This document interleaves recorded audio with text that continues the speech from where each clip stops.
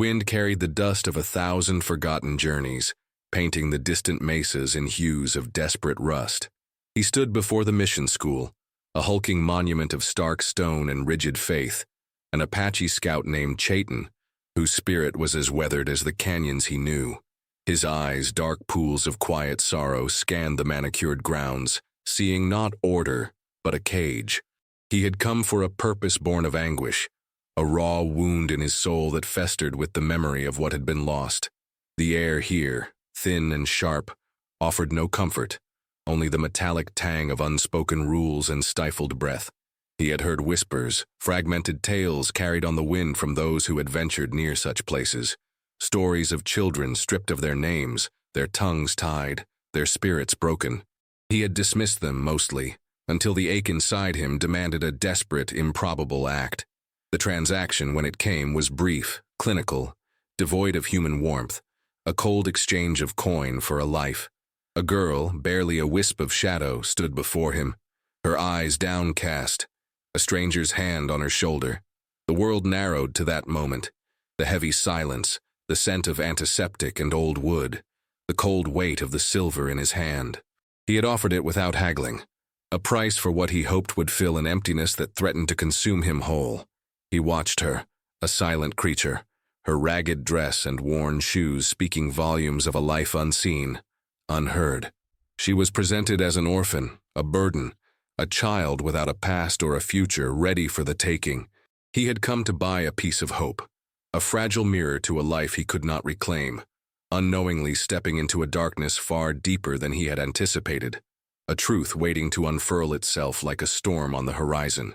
He wondered then, as a shiver, not of cold but of premonition, traced its way down his spine, if salvation could truly be bought, or if it only opened the door to a new kind of prison.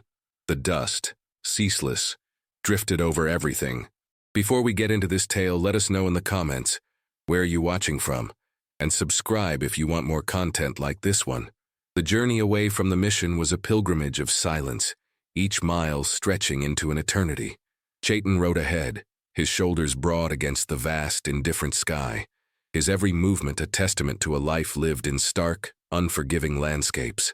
The girl, named Ilara by the mission, though he suspected it was not her true name, followed in the small wagon, a prisoner of circumstance and the quiet hum of the wheels. She offered no words, no questions, her small face a mask of weary resignation, her eyes fixed on some unseen point beyond the dusty horizon. He watched her through the corner of his eye, noting the way she flinched at the sudden cry of a hawk, the way her tiny hands gripped the edge of the wagon seat, as if holding on to the last vestiges of her known world. His own heart, a drum of unspoken grief, resonated with a strange, unfamiliar echo. He had seen fear before, in the eyes of cornered deer, in the desperate stand of warriors, but this was different, a deep-seated terror that seemed to permeate her very bones, a silent language spoken in tremors and averted gazes. He understood fear, knew its many forms, but hers felt like a wound left unstitched, bleeding internally. The thought struck him, cold and sharp as a winter wind, that she was not merely afraid of him, a strange man who had bought her, but of something else entirely, something she carried within her like a hidden shard of glass. He had expected a child, perhaps frightened, perhaps curious, but this stillness, this impenetrable barrier of silence, was more profound, more unsettling. It was the silence of something broken, something that had learned long ago that words were useless, or worse, dangerous.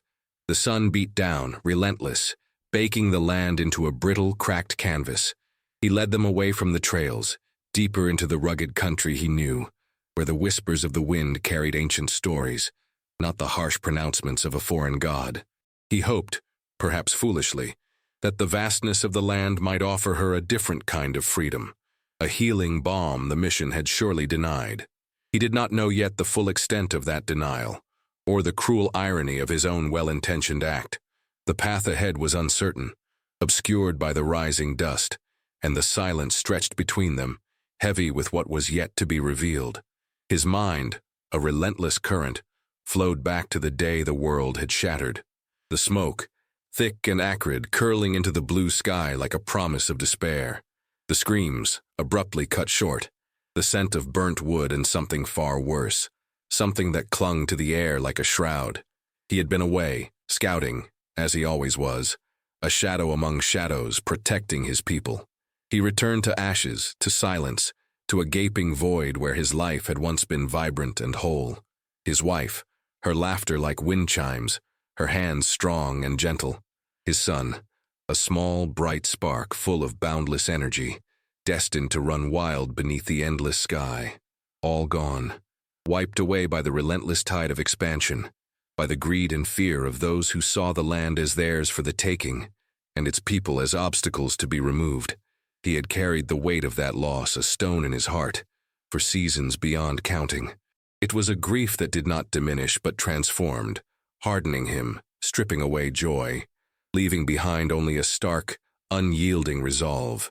When the rumors reached him, whispers of a lone survivor, a child found wandering near the edges of a newly established settlement, a child described as having eyes that mirrored the deep pools of night, he had felt a flicker of something long extinguished. It was a desperate, irrational hope, born of a need to mend what was irrevocably broken. He had tracked the rumor, followed the faint trail, only to discover it was not his son. Yet the image of the child, a young girl taken to a mission school, had persisted. His purpose shifted, subtly, tragically. If he could not reclaim his own, perhaps he could salvage a life, any life, from the cruel indifference of a world that took without hesitation. The act of buying the girl, Alara, was not about ownership in his mind, but about a desperate attempt at redemption, a twisted echo of a promise he could no longer keep to his own lost family. He believed he was rescuing her from the cold embrace of an institution that sought to erase identity, much like his own had been erased. He was blind then to the true nature of her captivity, to the layers of deception that had been meticulously woven around her, a tapestry of lies designed to obscure a far more brutal truth. The sun climbed higher, casting long, stark shadows across the land, each one a silent reminder of what was gone and what might never be. They found a temporary haven in a secluded canyon, its walls etched with the stories of ages, its silence broken only by the murmur of a hidden spring. Chayton, accustomed to solitude, found the girl's presence a constant low hum beneath his own quietude. She moved like a phantom, her steps barely stirring the dust, her gaze rarely meeting his. He offered her food, simple rations, and she ate slowly, deliberately, as if each mouthful were a hard-won victory. He built a small fire, the flames licking at the night, throwing dancing shadows across their faces. He would watch her then, her profile stark against the flickering light, searching for a sign, a flicker of something beyond the profound emptiness in her eyes. He spoke little, his voice a low rumble, the words simple, grounded in the immediate needs of survival. Sleep now. Eat. Water. His dialogue was as sparse as the desert vegetation, yet beneath the terse commands lay a clumsy, unfamiliar tenderness he barely recognized in himself. She, in turn, offered nothing, not even a nod. The silence between them grew, not just empty, but laden with the weight of unspoken trauma, a heavy shroud woven from fear and loss. He tried to teach her in his own way about the land, pointing out the tracks of unseen animals, the names of the constellations that glittered above them like scattered diamonds. She watched him, her eyes wide and unblinking, but absorbed nothing, or so it seemed. He felt the barrier between them, thick and unyielding, a wall built of pain and distrust. He knew instinctively that her silence was not merely shyness but a shield, a defense mechanism honed by something far more corrosive than the usual trials of childhood. She recoiled from his touch, even an accidental brush of hands, as if burned. He noticed the way she hoarded scraps of fabric, how she clutched a small, crudely carved wooden bird, the only personal item she seemed to possess, as if it were a life raft in a turbulent sea. These were not the actions of a simple orphan. They were the desperate, guarded gestures of a soul under siege. He began to question, slowly, insidiously, the narrative presented by the mission, the neat, tidy package of a child needing rescue. The land offered vastness, but also a raw, unvarnished truth, and he sensed with a growing unease that a deeper, more profound darkness lingered in Alara's past, one that defied the simplistic explanations he had accepted. As the days bled into weeks, a subtle shift began to occur, imperceptible at first, like the erosion of rock by persistent wind. Alara, still profoundly quiet, began to exhibit tiny cracks in her carefully constructed fortress. He noticed her watching him more intently when he cleaned his rifle, or when he skillfully carved a piece of wood. Once, when a desert fox darted across their path, a flicker of something akin to wonder, or perhaps just a momentary distraction, crossed her face before it vanished. He learned to read these fleeting signals, these minute departures from her usual stoicism, as if deciphering an ancient, forgotten language. He made her a small, sturdy bough from a supple branch, shaping it carefully, patiently.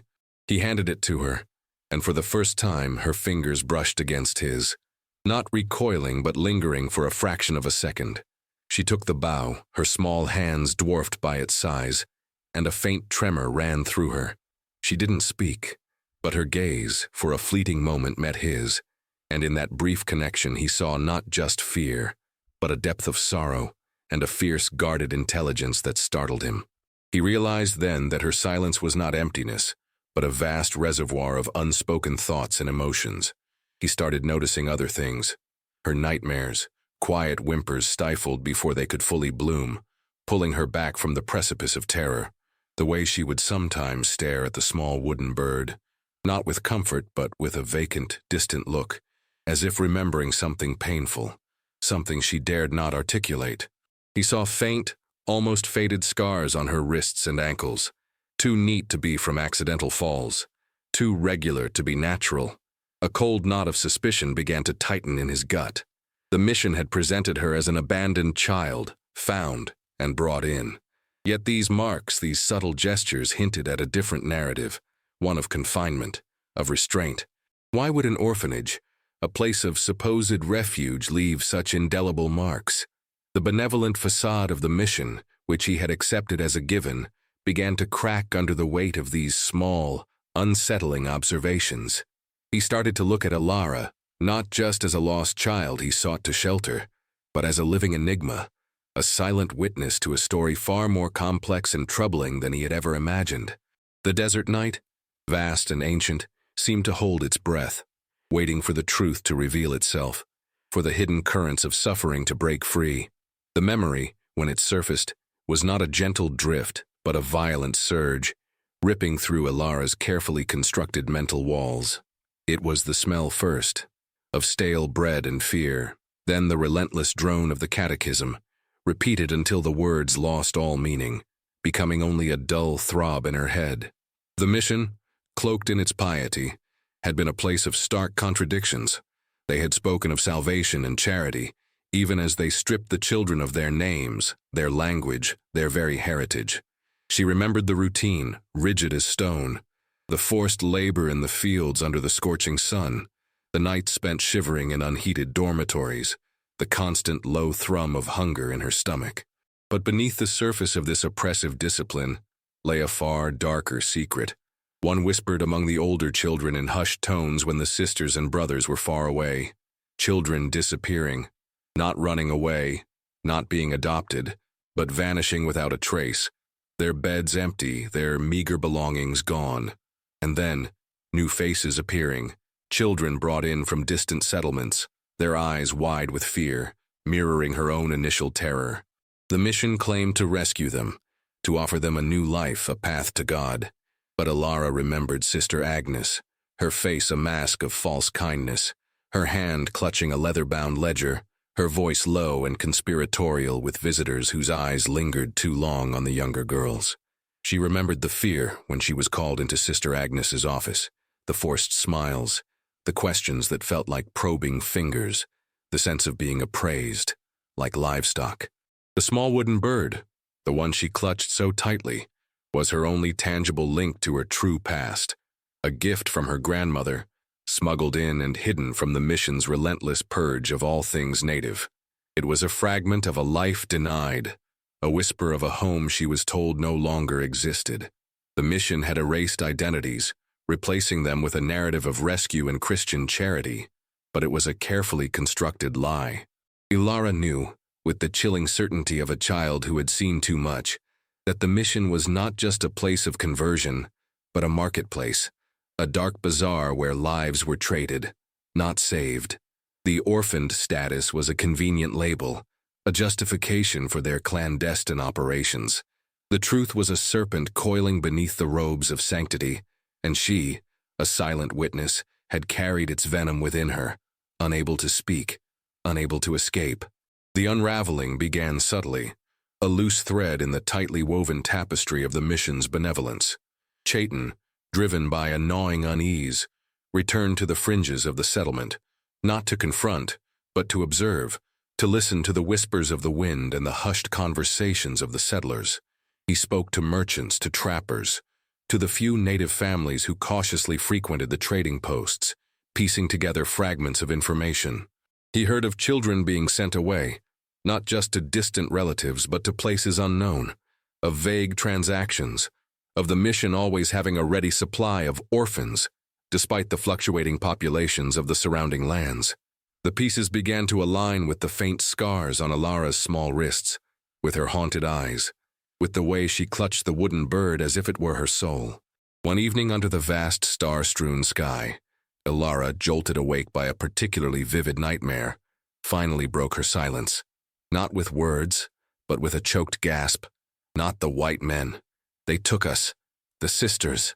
They sold us. The words were fragmented, raw, torn from a place of deep, unhealed trauma. Her eyes, wide and terrified, locked onto his, and in their depths, he saw not the fear of an abandoned child, but the terror of a captive. He pressed no further, but the truth, a brutal, unforgiving thing, solidified in his mind. She had not been found or orphaned in the traditional sense. She had been taken.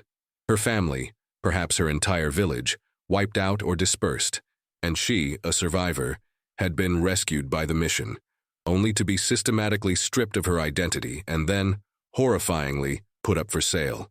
The purchase he had made was not a noble rescue of an orphan, but a participation, however unwitting, in a grotesque system of human trafficking disguised as Christian charity.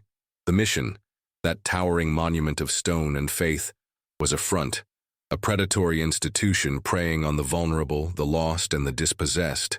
The truth he had sought, the reason for Ilara's profound silence and deep-seated terror, was a betrayal on a scale he had never conceived. The cold, transactional nature of their initial meeting now echoed with a chilling new meaning, a mockery of his desperate attempt at redemption. He had bought her, yes, but not from abandonment. He had bought her from a subtle, insidious form of slavery. The realization hit him with the force of a physical blow, leaving him breathless, his world tilting on its axis. The truth, once revealed, settled over them like a toxic dust, coating everything in its bitter residue. Chaitin felt a cold fury, unlike any he had known, begin to simmer beneath his usually stoic exterior. He had sought to mend a wound, to ease an ache that resonated from his own irreparable loss, and instead, he had stumbled into a cesspool of human depravity. The irony was a cruel blade twisted in his gut. He, an Apache, a man whose people had been systematically brutalized and dispossessed, had inadvertently participated in the perpetuation of a similar injustice, albeit unknowingly.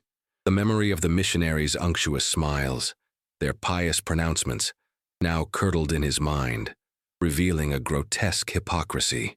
They preached salvation while enslaving souls, claiming charity while profiting from despair. Ilara, now that the first fragile words had broken free, remained quiet, but her silence was different. It was no longer a shield, but a scar, a testimony to what she had endured. He saw the flicker of new fears in her eyes, fear that he might, like others, simply abandon her, or worse, return her to the very darkness from which he had unknowingly plucked her. His own moral compass spun wildly. He had sought a connection, a way to assuage his grief, but now he carried the weight of her suffering, compounded by the chilling knowledge of the mission's true nature. His anger was a living thing, demanding action, demanding retribution. But against whom? A fortified institution shielded by the law of the settlers, by their perceived righteousness, by their very numbers? He was one man, an Apache in a land increasingly hostile to his kind. The immensity of the injustice threatened to overwhelm him. He looked at Alara, her small frame curled beside the dying embers of the fire, her breathing shallow and uneven, and felt a profound helplessness. He had taken her from one cage, only to realize he had only just begun to understand the bars that had truly confined her. The path ahead was shrouded in a darkness far more profound than any he had ever navigated, a darkness not of the land, but of the human heart. The anger, a burning ember within Chayton, demanded an outlet, a reckoning. He paced the small canyon, the earth beneath his feet, a silent witness to his torment. His initial impulse was to ride back to the mission, to tear down its stone walls, to expose its hypocrisy to the world. But the image of Alara, her fragile hope and newly found hesitant trust, held him back. What good would it do? It would be a solitary act of defiance, swiftly crushed, and she, the fragile sapling he was trying to nurture, would be caught in the inevitable storm. The memory of his own people's destruction, of their futile attempts to stem the tide, echoed in his mind. Violence was not the answer, not this time, not when the enemy wore the cloak of piety and wielded the weapon of deception.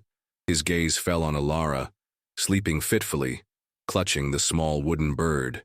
He saw not just a victim, but a survivor, a testament to an enduring spirit. His purpose shifted subtly but profoundly. It was no longer about his own grief, or even solely about avenging the mission's atrocities. It was about her, about giving her a future free from the shadows of her past, a life where her identity was not stolen but reclaimed, where her spirit could finally unfurl. The pivotal emotional climax was not an explosion of rage, but a quiet, internal turning point. He would not seek vengeance but justice in its purest form, the restoration of a stolen life.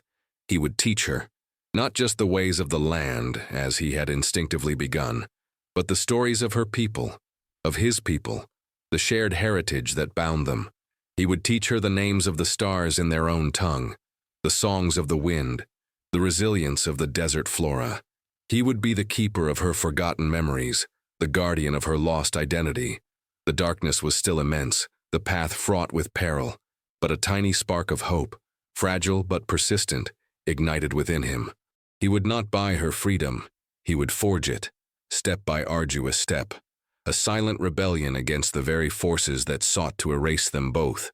His resolution was a vow whispered to the silent ancient stones of the canyon, a promise born of despair and forged in the crucible of newfound purpose.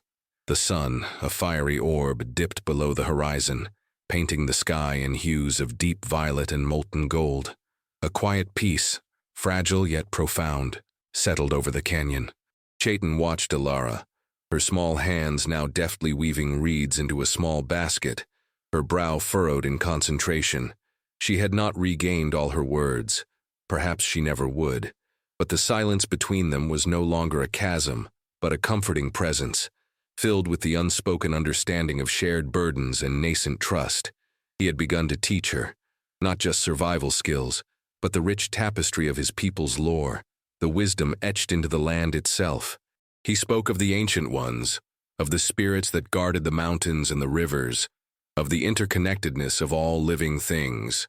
He taught her the sounds of his language, the deep guttural tones, the soft, lilting cadences, and though her tongue struggled with the unfamiliar sounds, her eyes held a new light, a glimmer of connection to something beyond herself, something ancient and resilient. The wooden bird, her sole keepsake, he had learned, was not just a toy but a symbol, a link to a grandmother she barely remembered, a quiet defiance against the mission's attempts to erase her past. He saw now that his purchase was not ownership, but a commitment, a sacred trust. He was not just rescuing a child, he was safeguarding a lineage, a fragment of a culture threatened with extinction. The resolution was not a grand, dramatic culmination, but a quiet, persistent unfolding. They would not return to the world of missions and settlements, not yet. Here, in the vast open spaces, they would heal, they would learn, they would rebuild. He would guide her, patiently, gently, towards a future where she could reclaim her true name, her true heritage. Hope, dark and hard-won, lay not in the erasure of the past, but in its fierce, unwavering remembrance. The wounds of the past would never fully vanish, but they would scar over, becoming a testament to endurance, not defeat. The silence of the canyon was no longer oppressive, but a sanctuary, cradling two fragile souls on a journey of quiet reclamation, a defiant whisper against the roaring winds of a changing world.